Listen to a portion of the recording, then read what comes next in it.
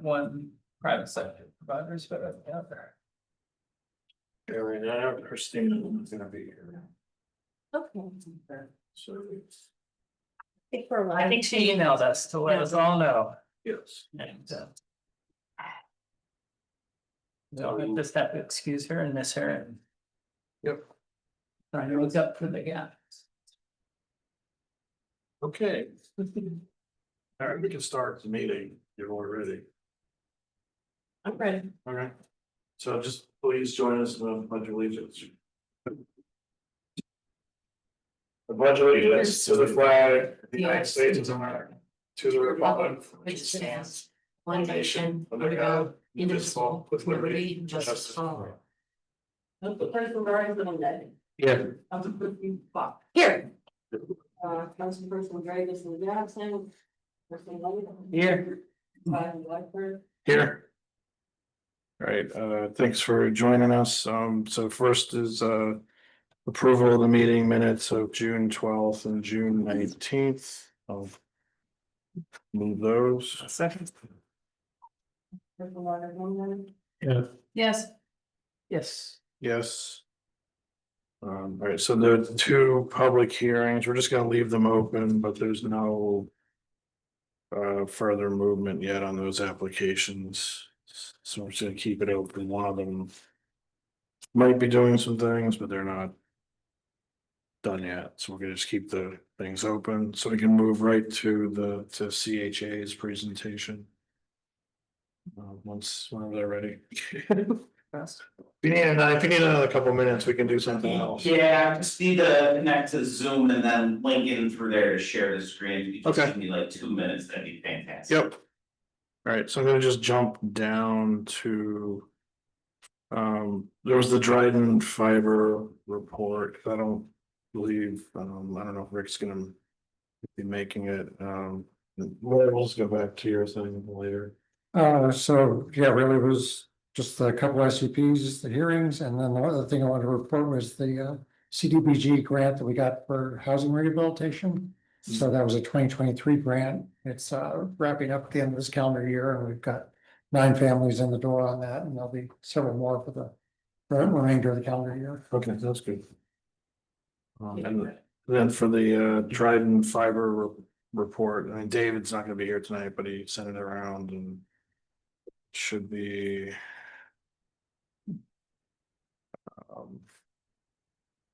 It's on the documents page for the meeting.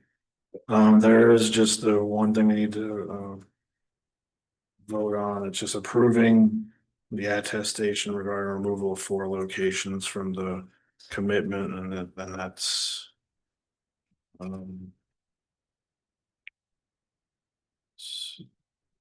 Excellent news.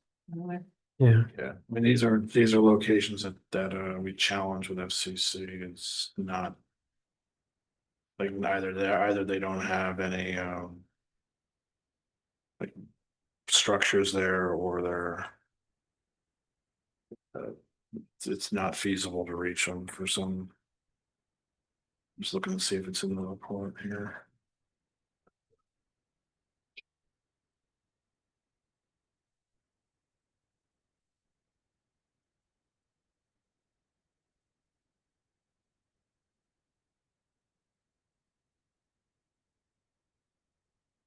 I need to sign off on that, so I just need the board's approval to sign. Okay, so is everyone familiar with this? Yes, Okay, so I'll move that. I'll second. Allow Jason to sign that. Councilperson Marcus. Yes. Yes. Yes, thanks. Then.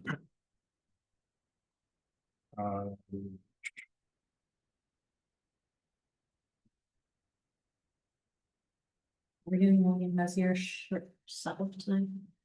Yeah, No. the next ones are. There's actually a couple. Oh, here's the attestation letter. Make sure you don't sign it until tomorrow, because Yeah. it's dated.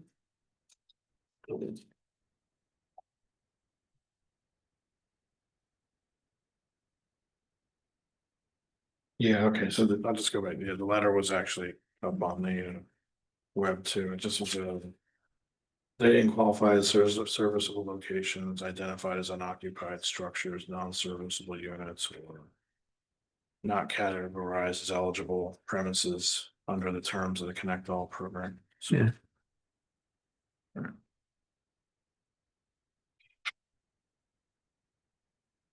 Okay, and then the. The next resolution would be. To amend unless you're ready, you're all set. I am, yeah. So Just you're, gonna ask- are you under the 8639 one? Oh, Is that yours? yeah, that's my work number, not mine. That's what you're signed in as or whatever? Yes, that's me. Yep. Okay, so it's all set for you to share. And then if there's a mic up here, if you guys could use that. That way it'll be recorded properly. Absolutely. There are two. Oh, okay, no, I'm fine. Yeah, that's What, what, there are two 9/8s. Was that I have also? permission to share. Yeah. I don't know, Jason, should I have that? we can go back to it soon.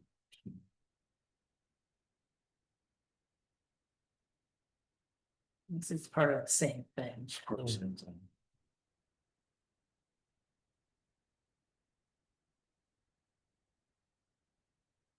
Okay.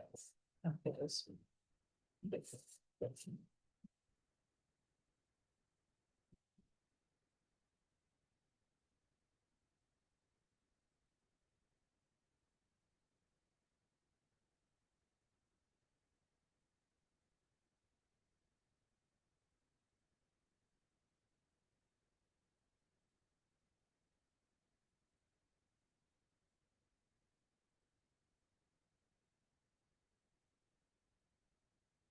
Good evening, everyone. My name is Chris Richardson. I'm project manager for CHA, and we were the design consultant selected for your land development project. Just wanted to take a moment and run through a few things on how we got to where we are, the steps that we took along the way, the process, and then how we actually came up with the final developed plan that we have. So what we did initially is we knew we had the wetland delineation of the new 7-acre site. And then with the aerial and topography, what we had and our challenges were to implement a recreation facility for specifically the youth of the town of Dryden, but also the community as a whole. Knowing that soccer was kind of a main thing we needed, but there was also desires for adult softball, as well as a restroom facility and a playground for when parents had their children playing soccer. If they had younger siblings, they also had somewhere to go. So we went through and understood after meeting with the recreation department and the youth committee what kind of the whole wants, desires were. In a grand, everyone gets what they want. What is that? We went through and took a list and understanding of what all those were with some documented meetings. And through there, we brainstormed with our internal design team and how we could come up and implement the best project for that. So we took and kind of created this is what we could do if everyone got what we want and put it on the plan. The unfortunate issue that we ran into was the 100-foot wetland buffer really impacted large amounts of the site and truly took that 7 acres down into more of about a 6.5, or sorry, about a 5.5 acre site. And what we were able to do and how we fit the fields. And so what we're showing here was kind of the initial concept of putting everything together with 2 full-size athletic soccer fields. We then went through and understood where we were with some monetary issues as well as the wetlands and how we took that and reduced the scope and really refined it to try to provide as much of the scope as possible. But then also kind of work within all constraints and limitations that we had. And we came up with a couple other options as far as sizing, layouts and things. And then from further conversations, we went through and estimated each of what the specific concepts were. So we had an approach for each one and what their actual financial implications would be. You know, as we have our own estimating team in-house, we try to show realistic terms and where we are with every trade, because it's such a fluid market right now, as well as trying to kind of project out from when this actually might happen with things like escalation and that.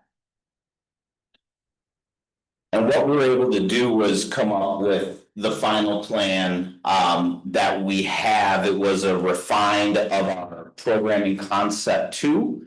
After we came back and presented concept 2, we understood that there were some challenges as far as how the site would be accessed, and had to kind of further develop that concept. What we were able to do is bring in through the parcel of land outside, bring an access road with 25 additional parking spots that provided a little bit better of a barrier through, while also understanding that there were some concerns with the highway department. So adding a barrier so that you couldn't pass through from the highway department into the new recreation facility. And what we have on the screen shows that, and I have it on a much larger scale here. That I can go through the concept in detail, but wanted to see if anyone had any questions before I go through the final concept as far as how we got to where we are. What would the barrier be? A gate that can be opened? We were thinking large Jersey barriers, but not your standard like orange ones, more like a concrete block, 2 of them, so that you couldn't get a vehicle through there. But I think things like that could go. Occasionally, we want to get a vehicle through there, right? No. A gate. I mean, you need a forklift. I know. But there's, if it's, and we can refine that too, if the concept is that we want to change that to a gate instead of true restricted access. Yeah. Absolutely, it's something that can be done. Think like a swing gate or something. Yeah, and we can have a power with that, one, and it's inoperable. We would keep that a manual operation, most likely not an automatic with a sensor or anything like that, just to kind of keep costs and. Was that a specific request of the highway? Of DPW? It was a request of safety with families that were coming through. Okay. 2 questions. Mhm. One is, bollards, if it's a fence, they can be knocked down, but, with bollards, they can't. So is the fire lane and emergency access from this parking lot here down that walkway?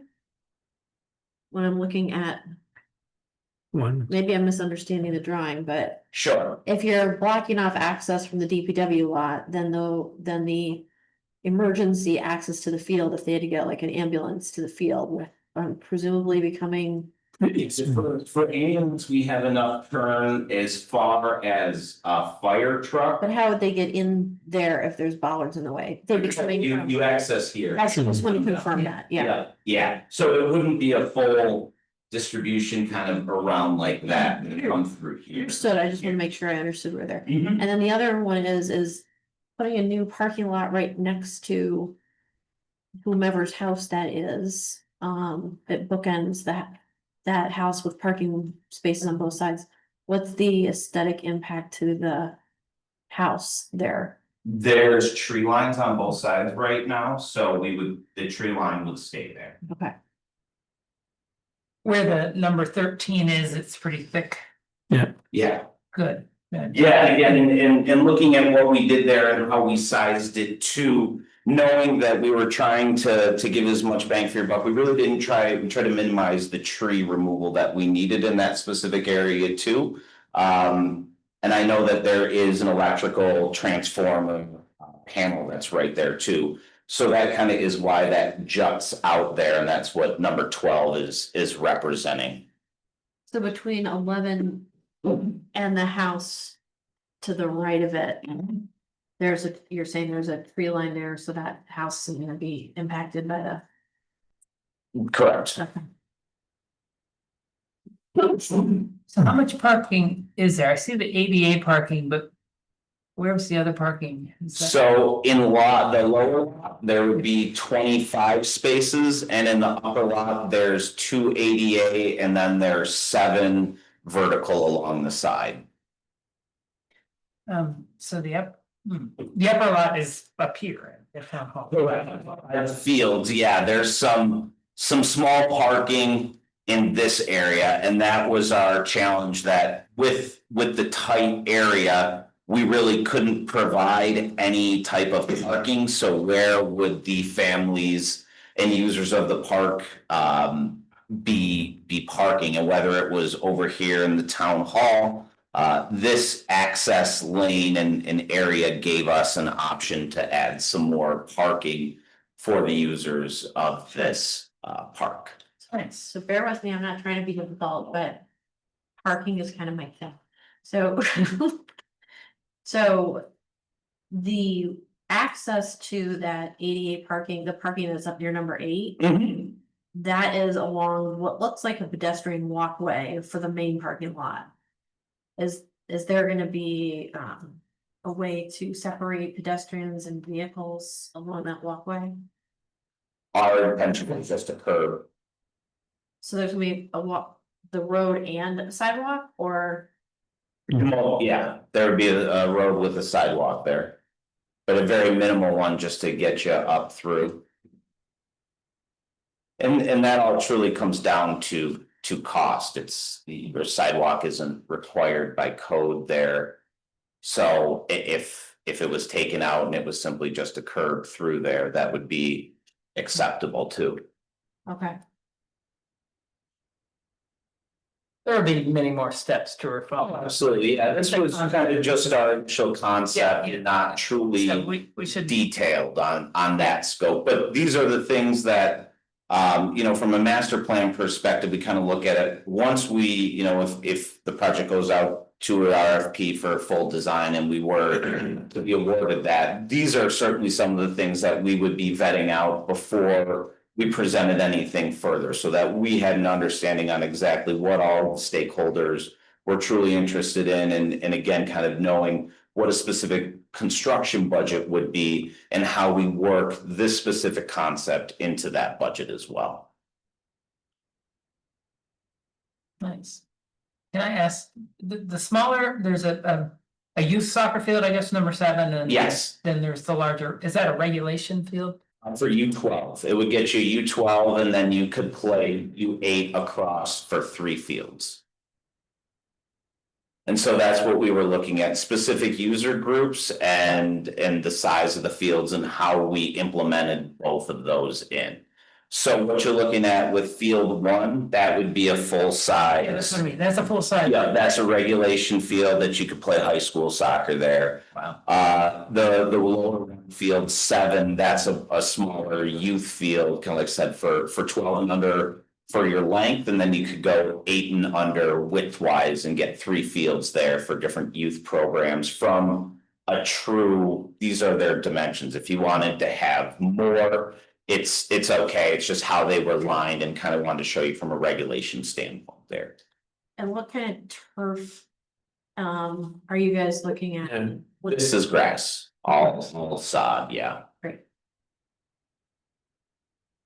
Yeah, that was a conversation we had kind of early on what the subsurface was, just because while synthetic turf gives you could use it a lot more with rain and climate, it's very expensive in the grand scheme of things. So, again, as if it goes to another phase, that's where we could certainly explore that. But our initial concept is all sod.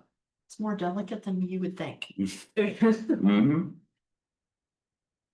Well, the under drainage for synthetic turf is where the Sure. cost really increases. No high heels and something. No PFAS. No.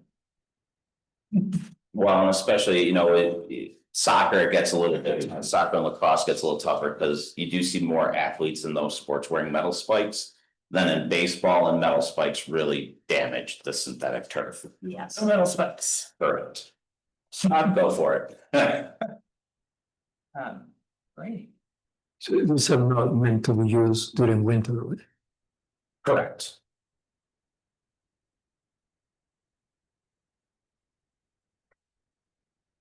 So what sports do you envision besides soccer, field hockey? We had soccer and lacrosse, and then what you can see, it's a little hard, but two down here is actually a backstop where there's the ability for adult softball Yeah, right. through here. Uh-huh.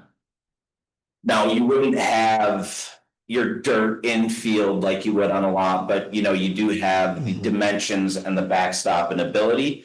And there is quite a bit of grade change, obviously, as it falls from that side down to this slope. So what you're seeing on the west side here are fences to catch balls and things like that. So we don't have every missed kick going down the hill.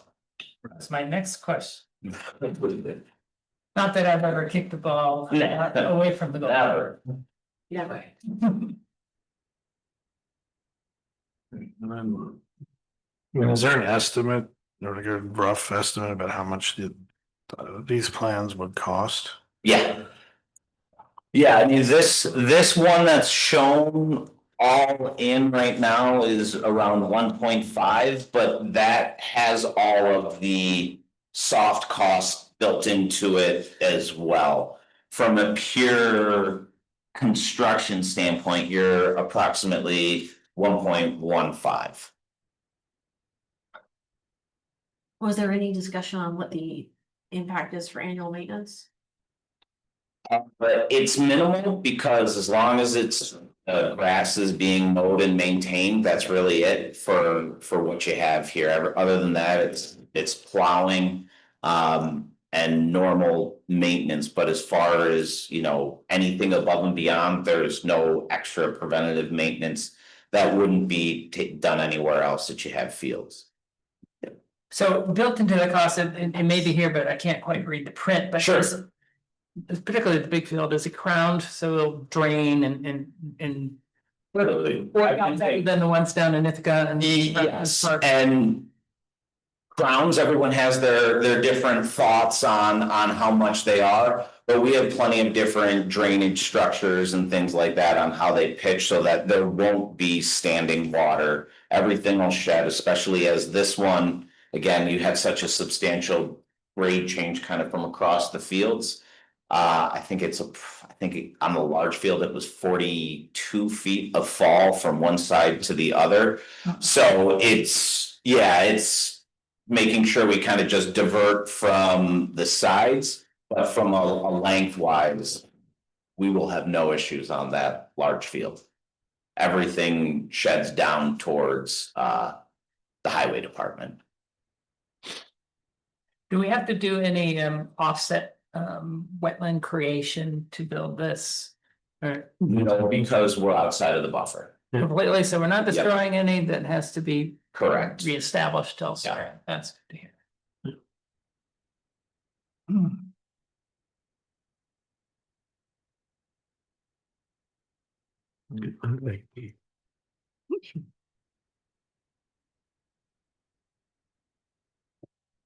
So just totaling up, I mean, maximum participation on a busy, say like a busy Saturday, and let's say, I don't know. Sertoma soccer is out there. I know we were. Many families, Sure. players and their supporters could be. We would have to look at kind of how it cycles through. I know when we were having discussions, the conversations were in a perfect situation, we would be getting approximately 200 people kind of going through from all different practices, other sporting events that are going on. It's tough because if it's practice and it's one kid and a drop off, you never know. Yeah, But, you know, I would say you're at least 150 yeah. through. Is it possible to have, I mean, the drop off thing is something I wanted to ask about, so. Obviously, if a car has to get all the way up to, I guess, number 8 and do their drop off, I'm gonna get a lot more traffic than if there was another drop off point that didn't require. Yeah, there will be it will not work to do drop offs at 8. Yeah. There's not gonna be enough traffic. To stagger like 15 minutes in and out rather than start and stop. Yeah. Not enough room there for. Oh, well, that's what I'm asking. A car each way and all the pedestrians in the road. So that's my question. Where would the drop off be if people just wanted to drop off a kid and get on with their morning? They're still gonna go up to right there and drop off and figure out how to get out after they're there. Well, but from a Well, safety. there's So we said We it just- early, the location we would be recommending would be 11. We're not gonna be recommending that much traffic pedestrian, especially with little kids. Yep. But then you're gonna have little kids walking down that access road with cars. Realistically, we've made that, sorry, I'm guessing that. We realistically won't really be able to use that as an access road for anyone other than service vehicles. Yeah. Because it's gonna be too much pedestrian vehicle Oh, interaction. okay, so that conversation's already happened. No, I'm just saying that it's my opinion. Okay. Nice. Is that what you envisioned? And the other thing too Drop that off? is this from an aerial perspective, right now, you can kind of see it, but this is all thick tree right now. Yeah. There's some spots out here that are open, you know, so again, as we start to look at this specific area and options there. The cost increase is substantially higher with this area because of that, and obviously I know. Safety needs to be a priority, but that was kind of some of the constraints that we had with the site and how we're able to use it to try to maximize the space within the budget as well. Right, well, if I could just get Marty Yeah, to so- chime in on this, what are your thoughts on drop off? We have been having conversations about parking. And I've been having conversations with the highway department about that area that Chris is talking about. Because we were talking about price and the cost of outside, contractors and stuff. So that is a conversation that is being had. It Yeah. Can happen at a lower cost and what we can do, because parking is, an issue. Yeah. So for that area, that's kind of where we're at right now. We'll keep working on it, basically, it's just, Yes. again, just a This- concept. Yeah, this is just like the end all be all, Mhm. and there is space for parking, I think. CHA was just trying to keep the numbers low for Mhm. us, for what we had as a budget. So there's definitely areas that we can make it. We're just. That's just not.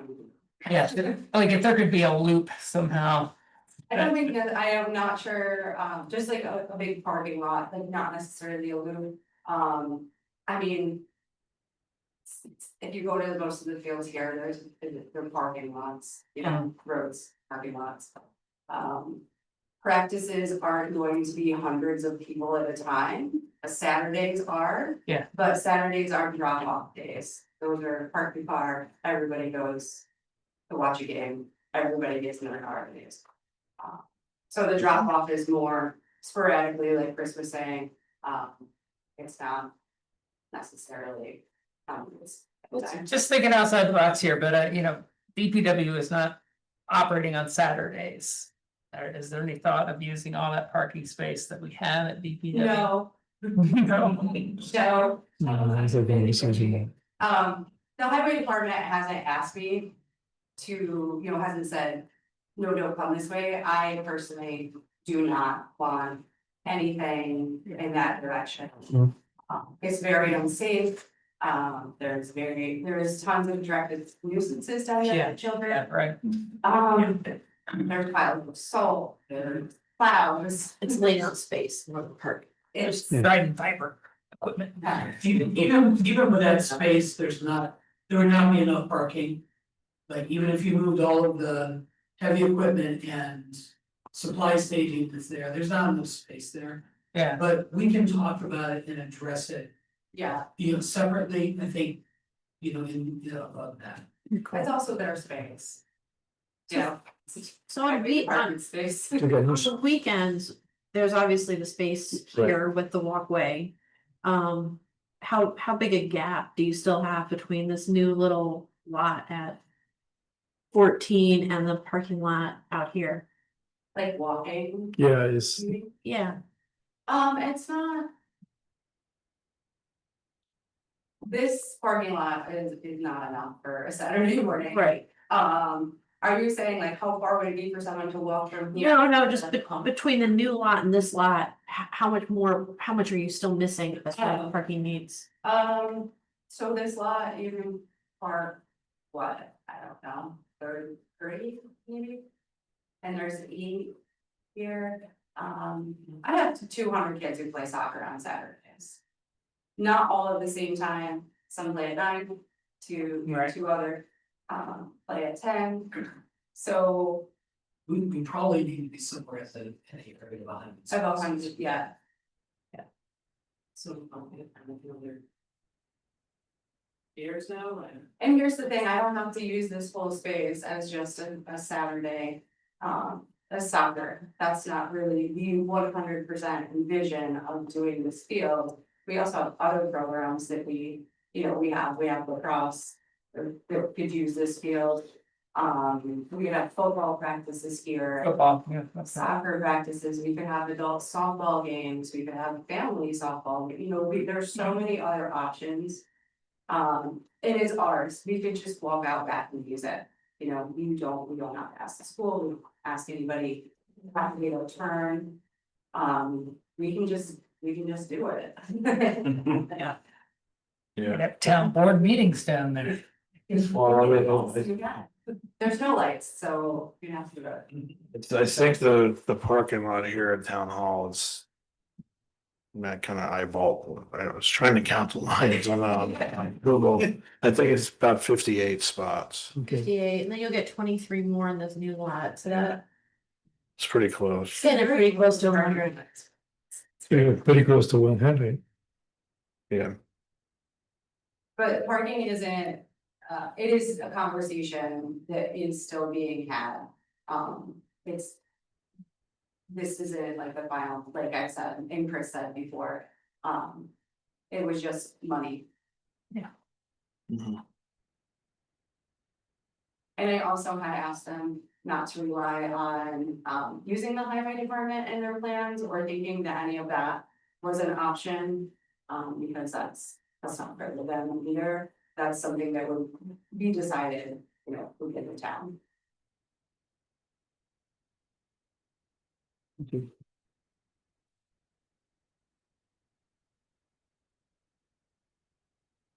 So what's the next step?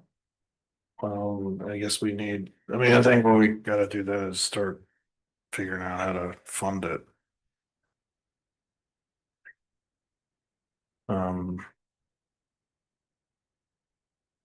Cause I think the plan we need is the one that would have the extra lot. So. That's the one about the 1.5 million version. Has any work gone into potential sources of funding? We have, I think we looked at a few things, we haven't, we did apply for the. It was a letter, like. It was the Bricks grant recently, Bricks. Yeah. Wasn't it? It was a request for information. Yeah, we just haven't- Mentioned in RFI. yeah, we haven't gotten anything back for that, other than that, we have not. If you go through the numbers and you look at some of those things, there are some things that we don't necessarily need. That do cut some of the cost, I'm not saying it cuts it, to $500,000, Right. but it does cut it down a little bit. And There's some stuff that could probably, you can't just assume we do in-house, but probably families,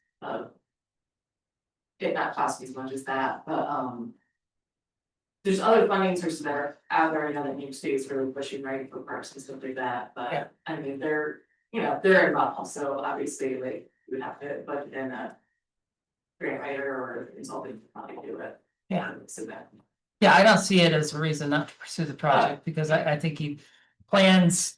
If without a plan, you can't even go after projects. So this is Right. the first step and I'm That was Think part of of that. our problem, one of them, because we couldn't apply for anything, because we didn't have. Exactly. And For anything goes. I think that was. Yeah, that was what we were looking at, we just couldn't move forward, Yeah. because we haven't done this step yet. Exactly. Now, how about doing it in phases? And could you break this up into like 3 projects that could be initiated depending on the amount of money that we get at it incrementally? So say we get $400,000 in a CDBG grant next year. What can we do with that? And then could we bite off another chunk with another funding source the following year?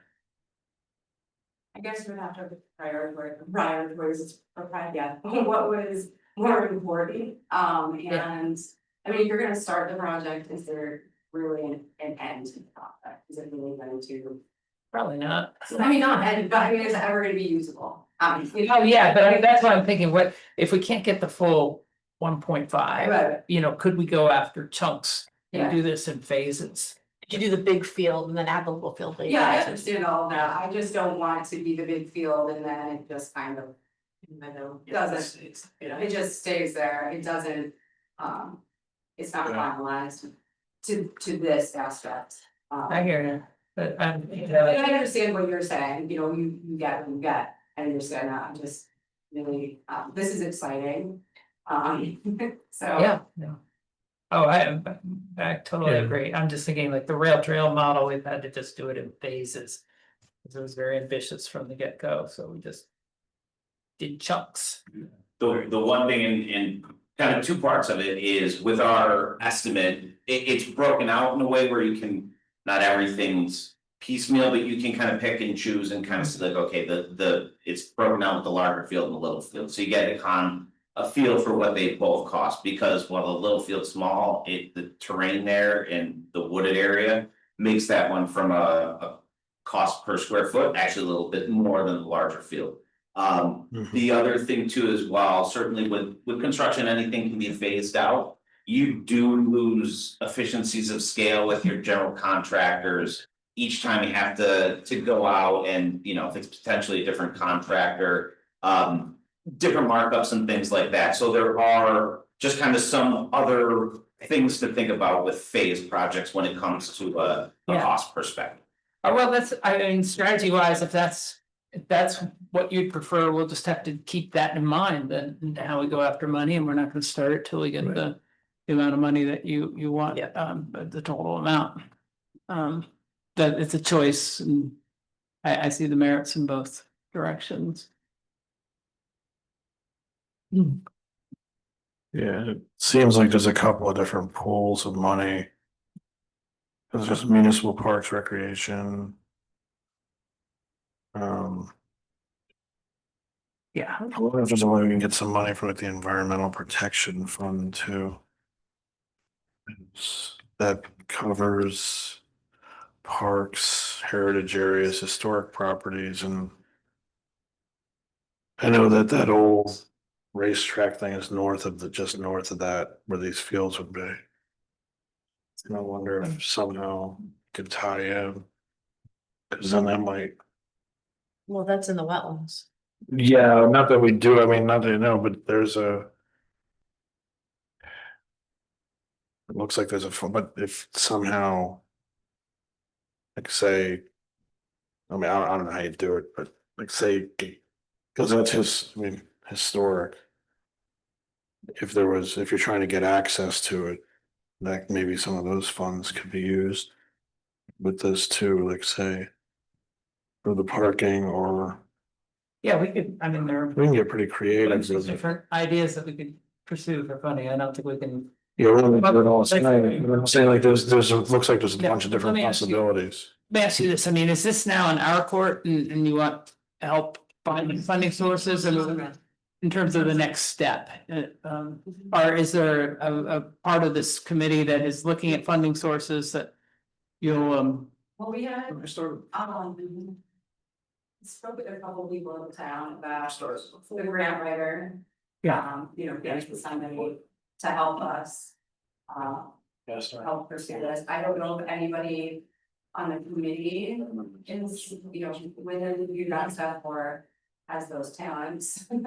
I know that other projects for the town, we've hired grant writers as well. Yeah, So I just didn't know if that was something that was there. Kind of, we're just waiting for you guys to be like, yes, we wanna, we want you guys to do this. And we yeah, I think. I think this is exactly what I was hoping you would do, and not exactly, but I mean, this is the direction.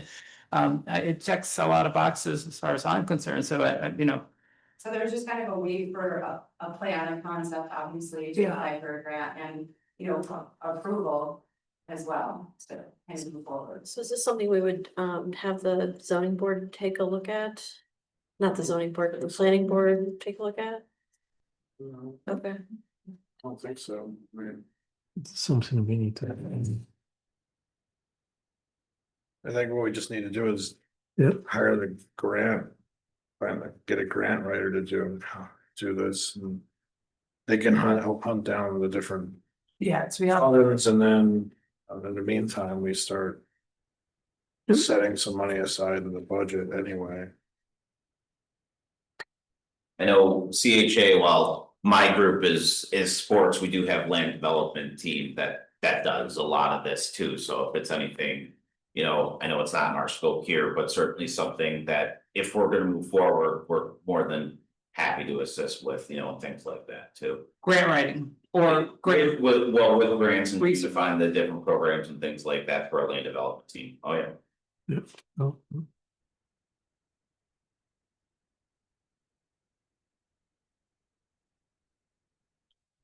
And this is proposal, I didn't see it in the meeting documents for tonight, but is it circulated somewhere electronically so we can see this? But I will, no, I just had this for this, but I will send it to Bambi to distribute, so everyone has this. yeah, Specific PDF, but as far as the concept and the estimates, I know I've distributed those, but I can certainly distribute them to anyone that would need them as well. And I have printouts and hard copies if you need hard copies of the estimate as well. I thought Cassidy put that on the website. Yeah, I didn't see it on tonight's. There's two of the maps, yeah. Yeah, the maps and Yeah. Not the part that breaks out the costs, but it's the two maps. Concept A and concept B that are on the website. Yeah. I can give everyone, I've got them, my bag right here. This gentleman's trying to. I have a question, maybe I'm not seeing him, but. Probably have to have some kind of stormwater. Feel. This is just a master plan, so it's not, there's no utility designs or anything like that, but that's all incorporated in the estimate. But there's not a plan for it? No, that would happen once the project's actually designed, not in the master plan phase. Engineering. Got it. Yeah, so that would be the next step. I mean, again, we'd love to design the project for you, but our scope of work here was. To come up with the concepts and master plans that kind of now allows you to go out for the grants and things like that. Yeah, is there a narrative? Is there like a 1 or 2 page summary of the project that is in? We haven't put one together, no. But it's certainly something we could write up, just to. Consolidate different meeting minutes and things like that we have with what this concept is. I think that would be helpful. I mean, if we did bring in a grant writer as we have in the past.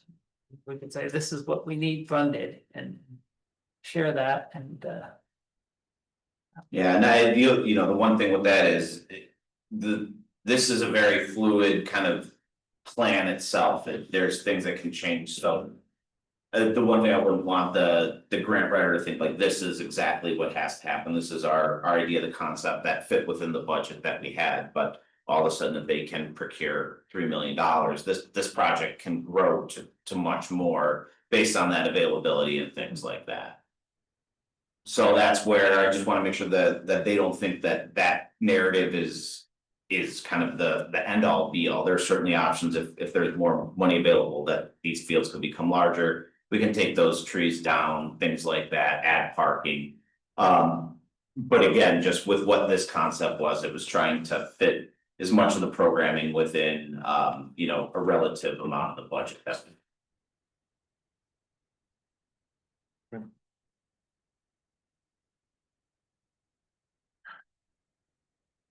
So we need to, I think we need some sort of subcommittee or committee. you know, we have. Yeah, you guys, to look at. Yeah. and make sure that, we continue to move go after the next. So this next step is just, why don't we just find this grant, like, I guess, the grant writer. And then.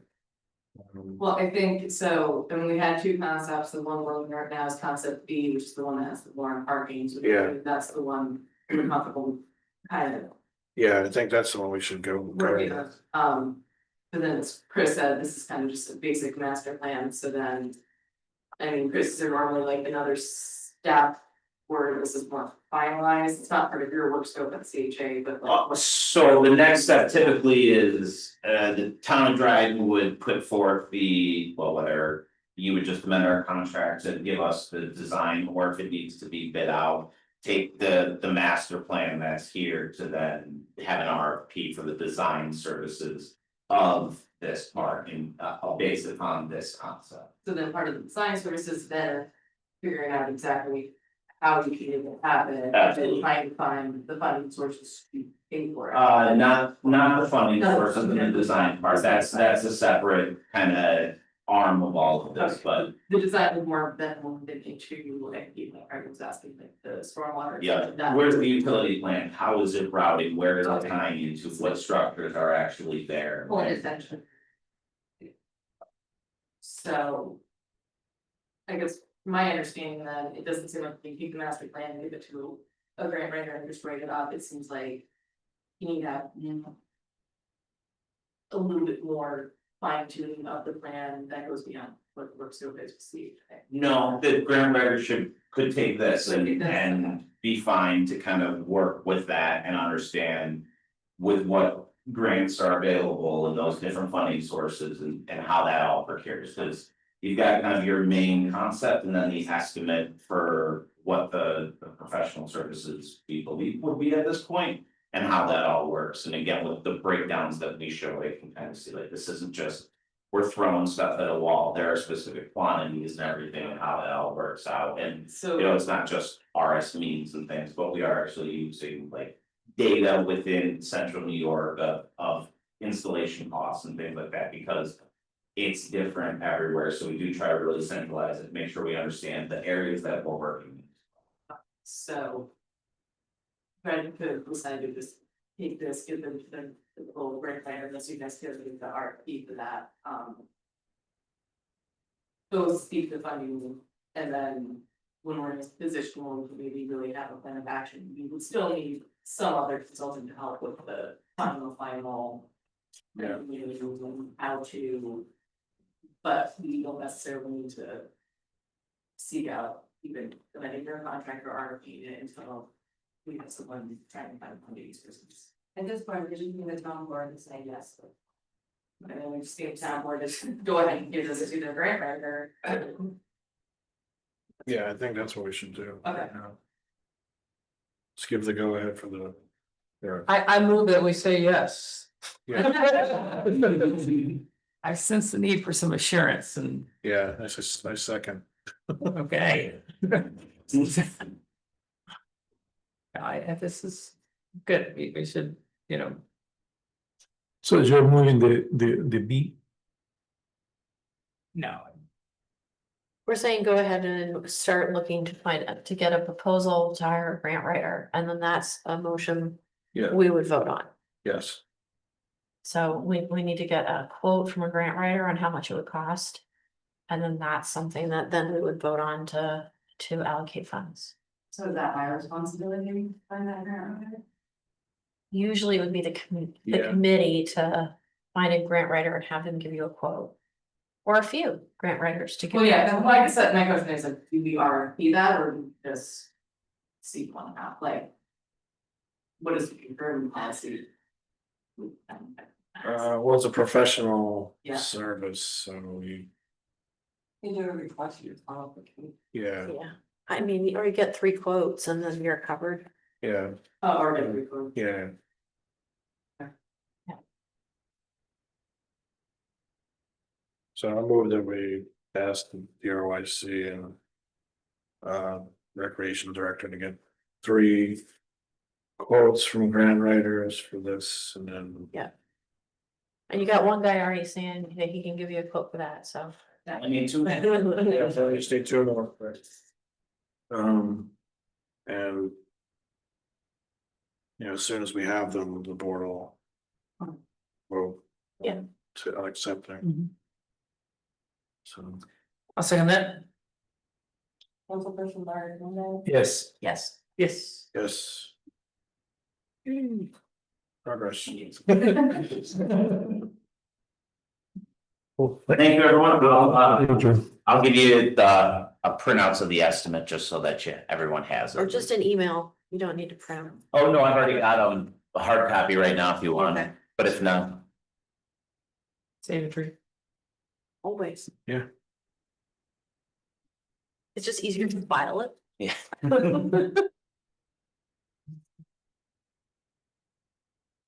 We're good. Do you guys feel good? Adding on progress. So Yeah. Yeah, cool, thanks. Yeah, thanks for doing all that work. Thank you. Thank you for coming in at an evening to give a presentation. Thank you. That's just the estimate of the final concept B that was shared. Well, thank you. And then the PowerPoint. Thank you. All right. Cool. Alrighty, so I'm gonna move. 145. Is what we're looking at. We need to take it seriously. So you, Mm. so you guys wanted to then bring up well, you want to talk about the affordable or. Well, actually, Mark, do you wanna, I guess, did you wanna give your thing? Yeah, why don't you do that before you do these others, unless you feel like hanging around for everything. How are you doing, Mark?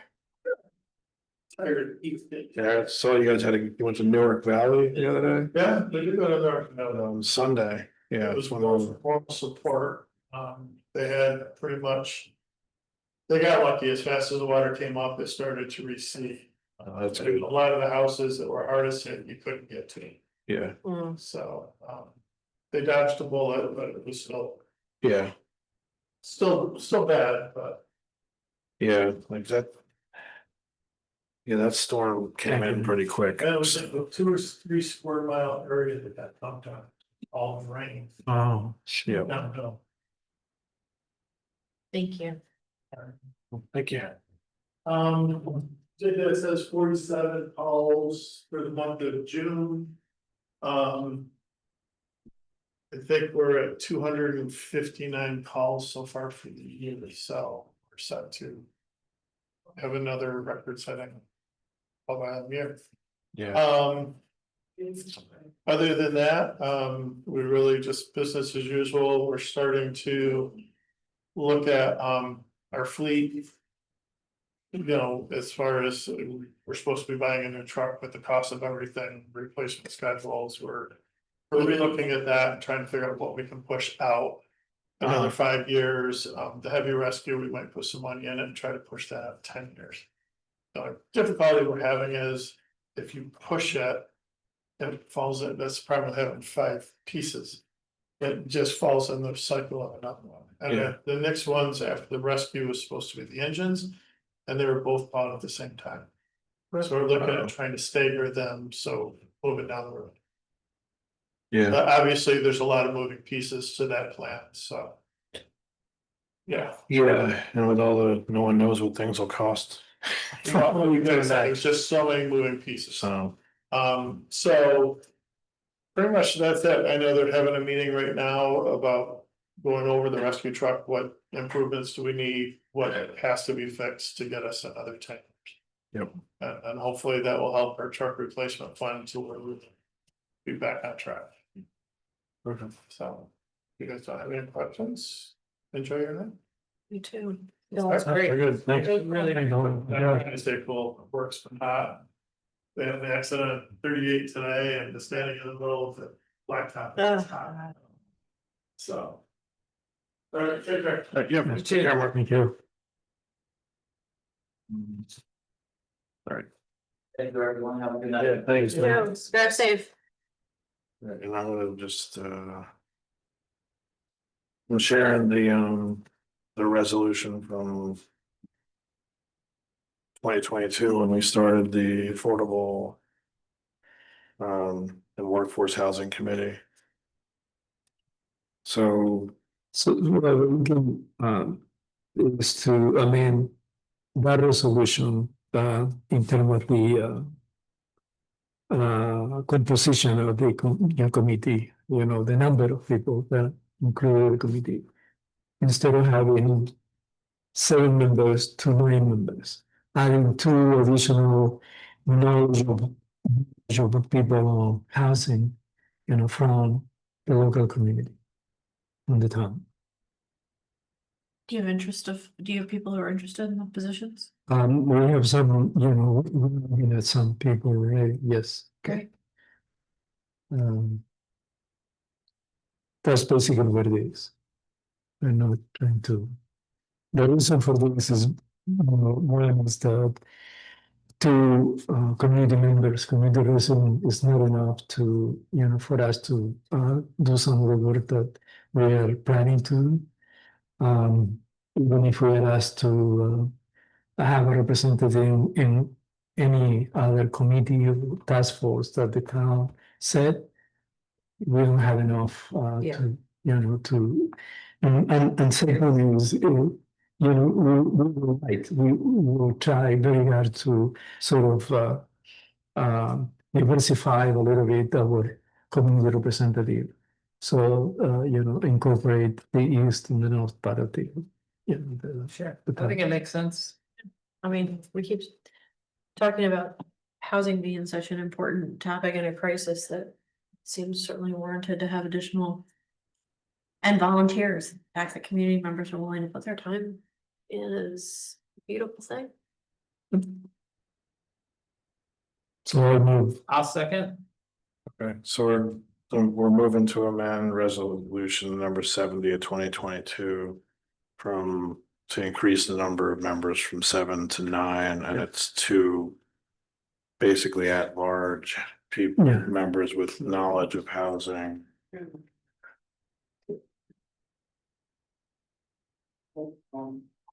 Yeah.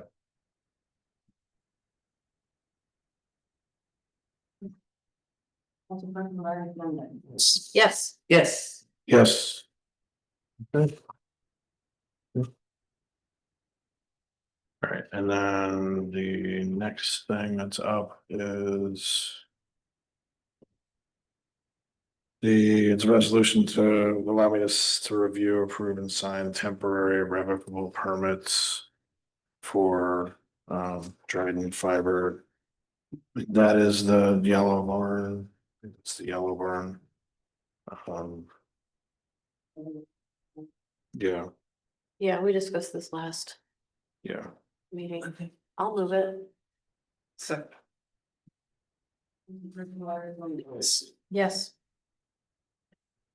yes, Yes. All right, and then next up is this, the franchise fee audit. The only, I don't have an answer about whether they can charge us. But I looked through more of the packet. I mean, what, so the charge, we wouldn't be paying anything if they recover something. But whether the question I had was whether it's like, say, Spectrum can then charge whatever this company finds back to the existing users, but they're auditing stuff from past. I don't have an answer from them yet. Yeah, especially since it might be double dipping, because it might be that they already took the money from the customers and they didn't pass it on.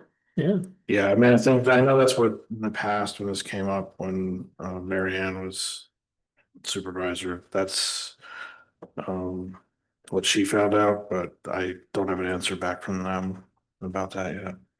The other thing I was looking through there, they also audit, they would do audits of our utility bills too. So that's what they did for these other towns where they have the the testimonials, so. That's not easy. I mean, this isn't a rush thing, so we could take it up again in August. Yeah.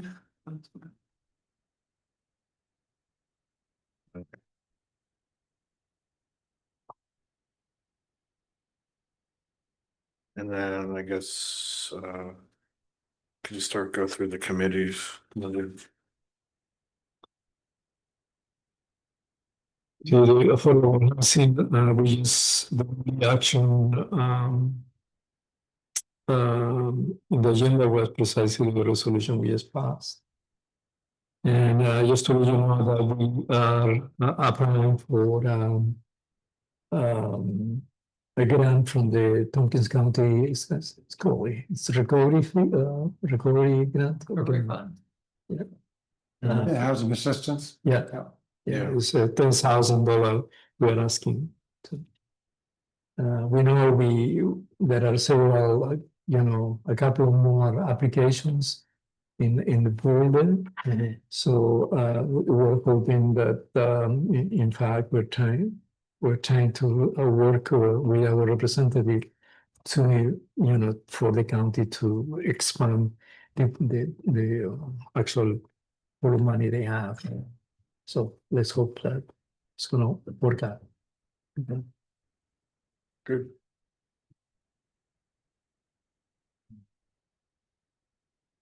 I don't have an update. No. Okay. Um, Oh, Planning is really you. yeah. the planning is next, well, it's next week, Well, so, we had a planning board, yeah, it's always the third, fourth. yeah. Just look back on my notes.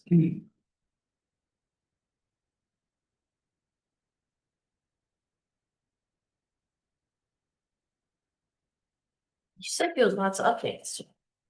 I did. I didn't say that. Something going on here.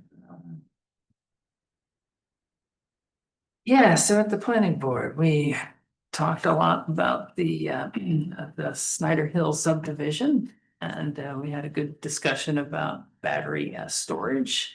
And whether to include that in the zoning law update, phase one. And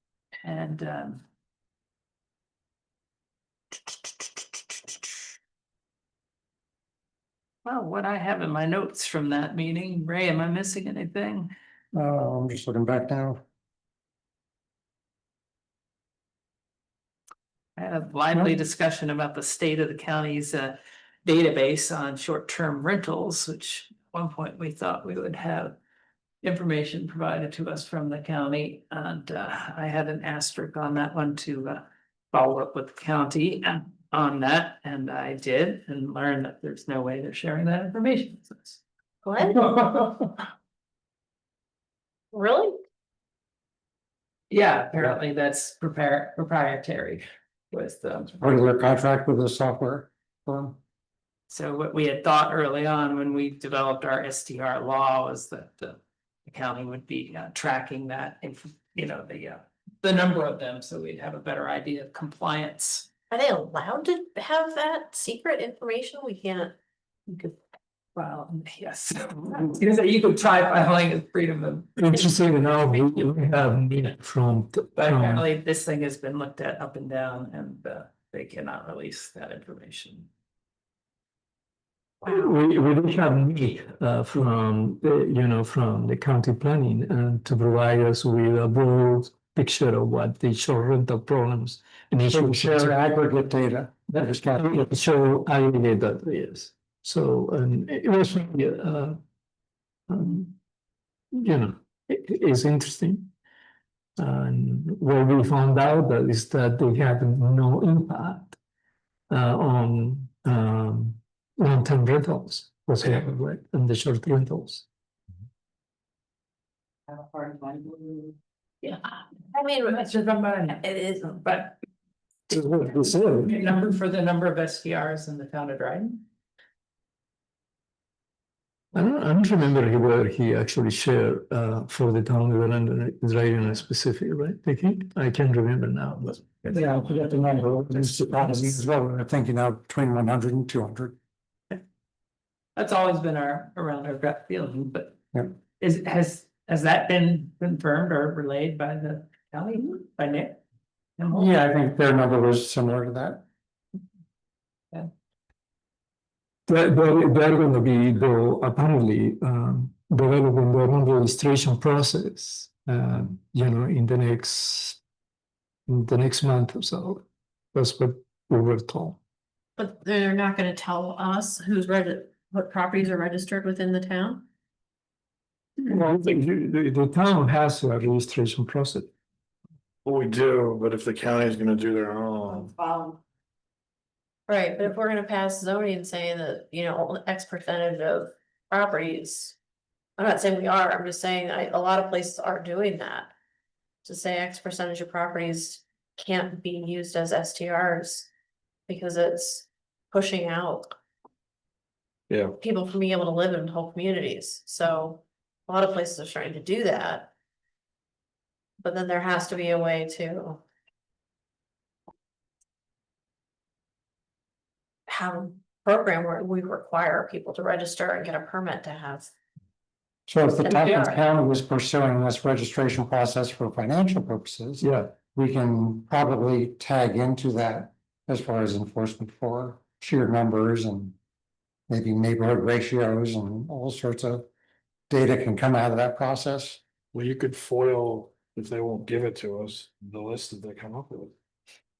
On a weekly basis. We also foil the specific tax, like, addresses or whatever that are paying. Right, because Property, like, say, if they have a sales tax on it. then another way of pushing this at the moment and without having to foil the county for this information is to maybe ask Greg and Mike to lobby for the information. otherwise we're gonna have to have our own permitting process separate from the county's permitting Well, process. We already do. Right, but it's like she said, it's voluntary. Well, I think we don't. 5 years we from now, never, if we had a requirement where we can only have X% of the properties. Well, it's voluntary, like dog licenses are voluntary. So you get caught without it. right, I mean, we can. I hear you, right. I mean, we can approach it that way. Where, and if, I mean, this will be driven by how well the zoning comes out, because if the zoning comes out where we're gonna have a limitation on percentages for how many properties can be STRs, then we're gonna have to have a way to monitor and regulate.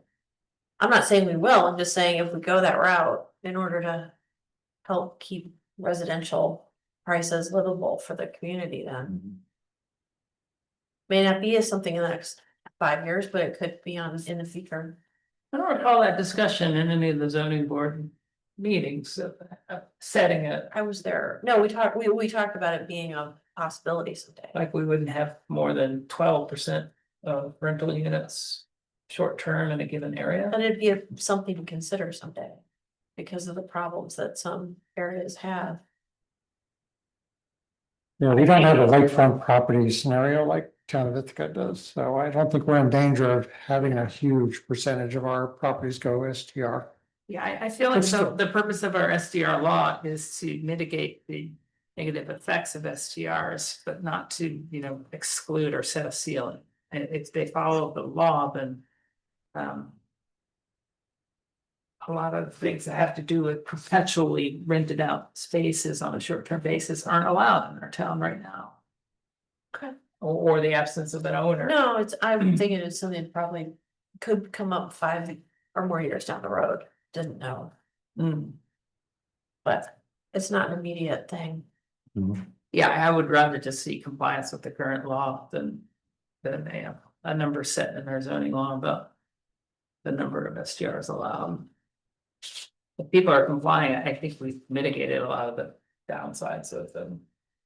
And, we don't want to take away the ability of the, homeowner to have a auxiliary dwelling unit or something like that. I'm a big fan of them, so I'm. Yeah, not I against- mean, the revenue is, people have a right to make some revenue as long as it's not causing these other detrimental effects.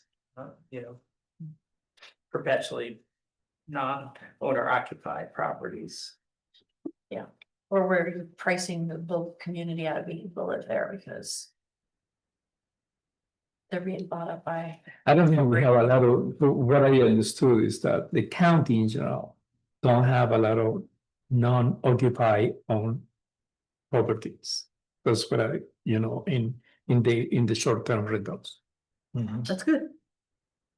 But most of the properties are actually people who are renting, bedrooms in, or small, sort of, the small size kind of. And our law basically is written to keep out speculative or outside interest or Corporations. Well, you've been in those towns where it's like nobody lives there because it's all short-term rental. The most important issue was for the county was had to do with sort of taxes, taxing the actual rentals and and fees for for the use of that space for that particular. I think that was the main issue for them. Yeah, we also have in the town, bed and breakfast. Classifications, so if someone wants to open one of those, they can do that. Yeah. That's different than these short rentals are trying to. Not quite do that, but. So. Yeah, all right, so that'll come up. I'm sure. So anyway, I think that the planning board signed off on the zoning one, update guidelines. And sent them on to our consultant so she can get to work. That's awesome. Okay.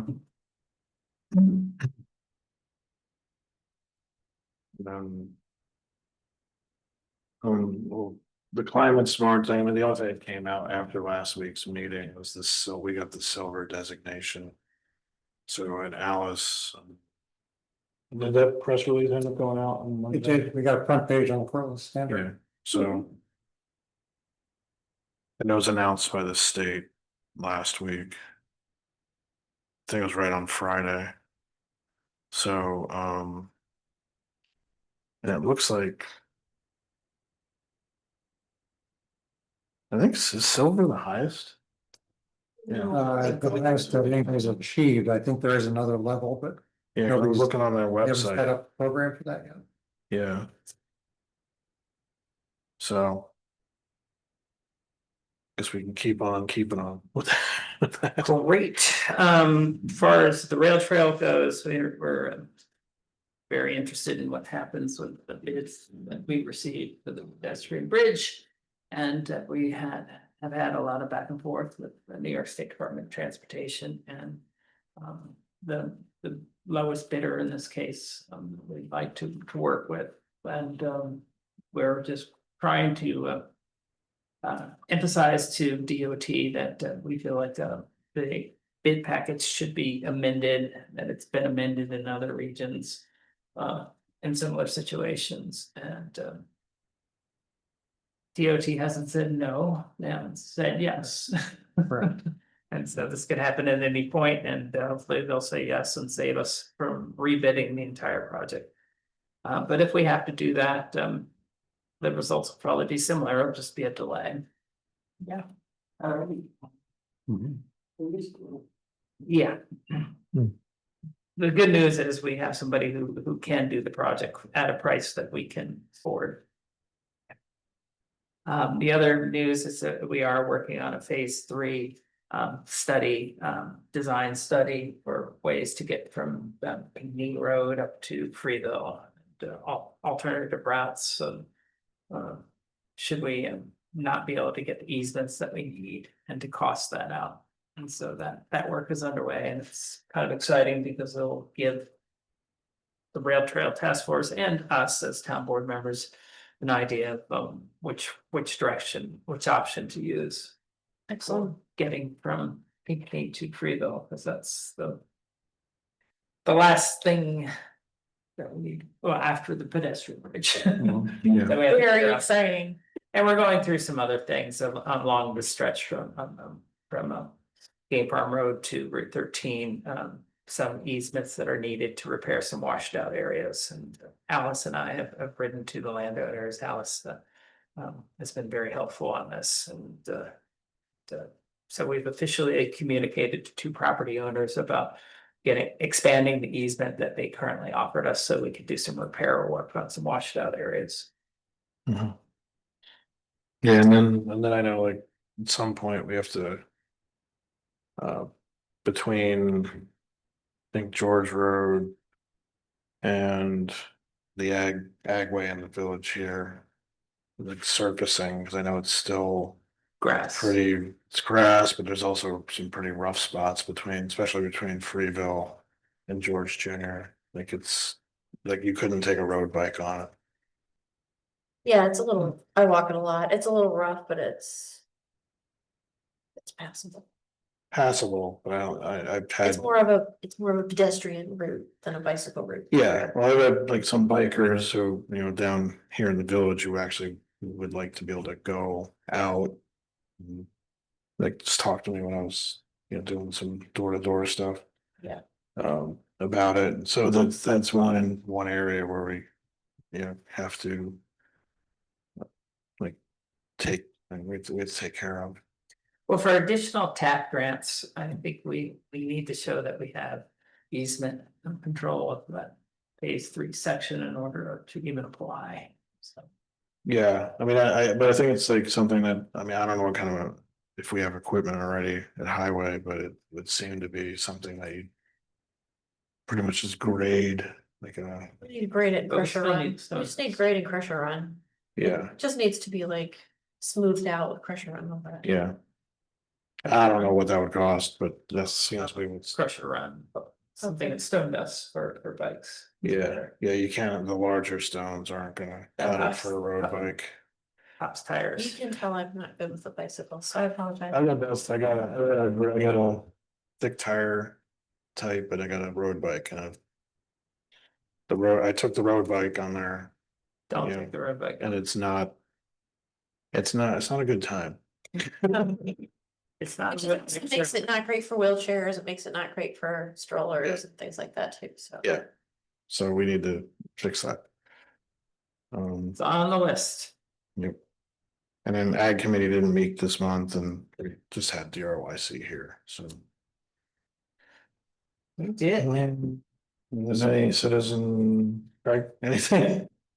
Or, Yeah, I say that. yeah, and just if you grab the mic, so that way Marie and.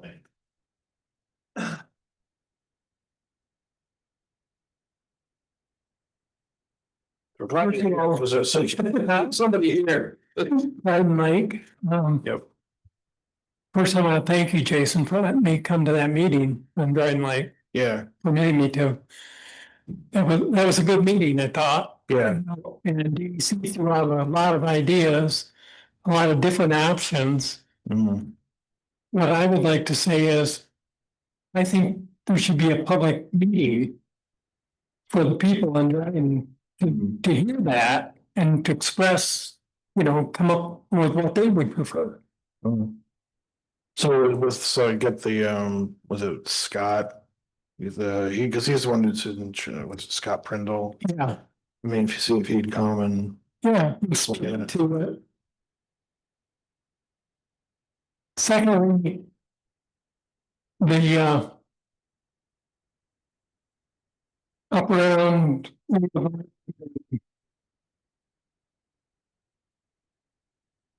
the solar panel sites. I know we've gone issue after year about getting the company to actually plant something there that some. You drive up Ferguson Road, that's a disgrace. You look down on those solar panels. And there's no whole lot, but it's a little better. There's a tree here, and it's a tree here, and once in a while, there's a decent tree growing. But why can't these companies, they promise to do? well, Now, Evan Carpenter was hired on to do that landscaping work last year. And he did come to the planning board with a proposal to fill in that. I haven't seen any execution come in. Is any, no, So we have to just keep following up with Evan on that then. Yeah, at least we have a local person working on it now. But yeah, I should get in contact with Evan. Okay. and the last thing is that triangle lot down by the park. We're doing the church. Yeah, Yeah. I know the town filled that all in. Does the town own that now, or how did they get permission to fill that right full? I mean, I it's better than it did when David Church was digging big holes. The road was getting undermined, yeah, Yeah, the road was gonna fall in. Well, yeah, I mean, when they first started, they were dumping. And that's what they were, shoulders, which they needed to do. But then they just kept going. I mean, they were down in like 3 weeks. Truck after truck after truck. Full of fill, until they brought the whole thing right up level. I'm just curious. People have asked me, I don't know how they got permission to do that. I know at one time, David in planning, I asked him about it and he said that the town was trying to buy that little piece of land so they could do something with it, but the church didn't want to sell it. yeah, we didn't buy it, I know that. It's nothing. Between.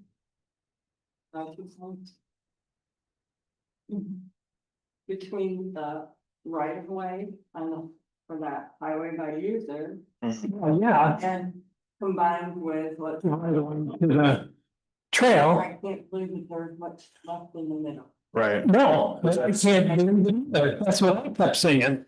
yeah, cause that's, It's about- And well, also with the trail part. and the trail right away too, yeah. Cause back last September, when Rick was working with the town attorney. On the papers, the file to stop everything. They were going, using the right of way as the method to get in there and fix things, so. On the trail, it's actually owned by. Town, yeah, Yeah, yeah. so, and I think it's is it 60 foot width on these? So between all those three, So that'd be, yeah, so it'd be. That's almost to the middle of that Yeah. triangle. Rick's purview to do it, and Yeah. it's, So, yeah, if he were here, he could tell you exactly how. I'm like, real I quick. was just curious.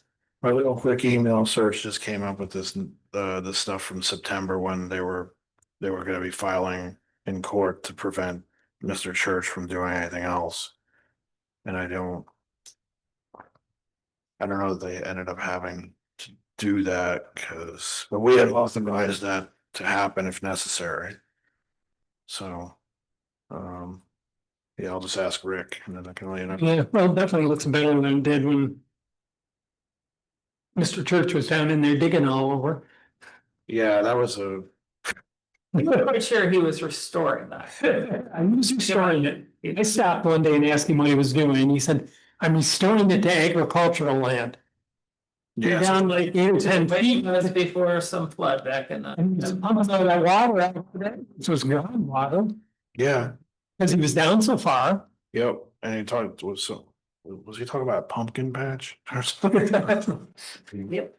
Yeah, I mean, I grew up on the farm right above there where Mark Marvianos lives, yeah, and we had a 20-foot dug well. And the supply, we never were short of water. We had a barn full of cows and mhm, 7 people in the house. We had all the water we ever wanted. We never ran low on water. It was groundwater, you know. yeah. Well, the other side of the trail, that's not the side closest to the park, but that's all like a wetland, isn't it? Cause I know there's a culvert pipe or something that goes underneath the trail from there. Yeah.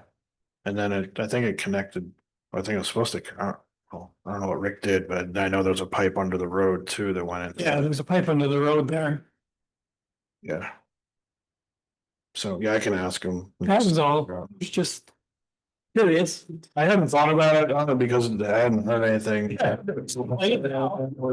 assumed it was all taken care of, but I haven't actually been down in that part. This is a while, actually. So, Okay, thank you. yeah, thanks, Rex. Thank you. Does anybody else online have anything they wanna, maybe it would be Marie or Brad, whoever's on. If not, get adjourn the meeting. Okay, I think we're all set.